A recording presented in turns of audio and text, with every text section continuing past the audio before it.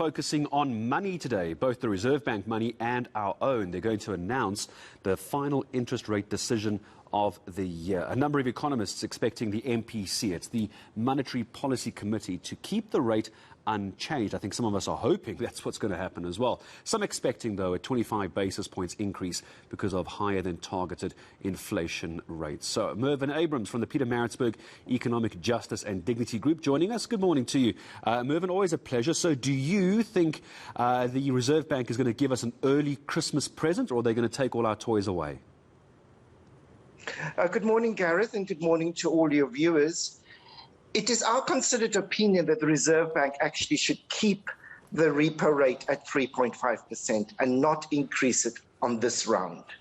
And there are very good reasons, Gareth, for why they should keep it at this rate. Number one, the rate was lowered, historically lowered, but that was to do with the COVID-19 that devastated our economy. We all know that our economy has not yet recovered to pre-COVID levels. And so it is important that the Reserve Bank do not make debt servicing more, because that could delay economic recovery. That's number one. Number two, if we increase the repo rate, that means that households will have to increase their debt servicing. So suddenly we will be paying higher interest rates on our mortgages, on our car repayments.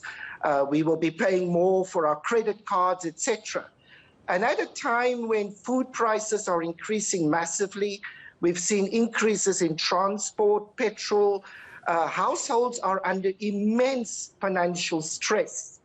And the result could be that debt servicing increase because of an increased repo rate.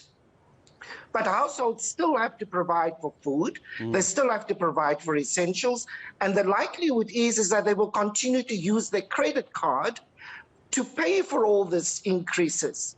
And that could capture us into debt traps that will be very, very difficult to get out of. So we're really hoping that the Reserve Bank will keep it at 3.5%. One could argue, though, Mervyn, that while we're trying to keep the regular South African consumer, perhaps the middle to lower class, especially out of this debt trap, out of the red, if I could use that turn of phrase, the problem is the country is still in a massive debt trap as well. And by not increasing the repo rate, we're not eating into the debt that we owe as a country. It has to get paid back at some point. So if not starting today, it's going to happen further down the road. And if not today, and it is further down the road, it could be a steeper increase at a later stage. What would you say to that argument?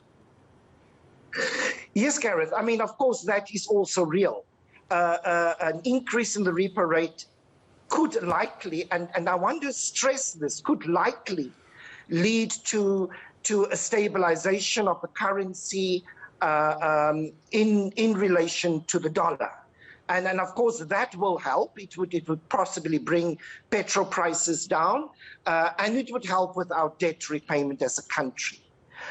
But, you know, what is the point of the entire country's debt going down and household consumer debt increasing locally? In fact, the Reserve Bank will have to balance these two out and understand that actually when we're looking at global interest rates, South Africa is still quite high in comparison to like the US and the EU, etc. So we might have another 6 months. Well, let's hope it does stay stable, I think, at least for the sake of all consumers in South Africa heading into December as well. Mervyn, it's always a pleasure to speak to you. I'm sure we'll get reaction from you here on eNCA once the announcement is made. Mervyn Abrahams from the Pietermaritzburg Economic Justice and Dignity Group. We're all waiting for that MPC announcement later today.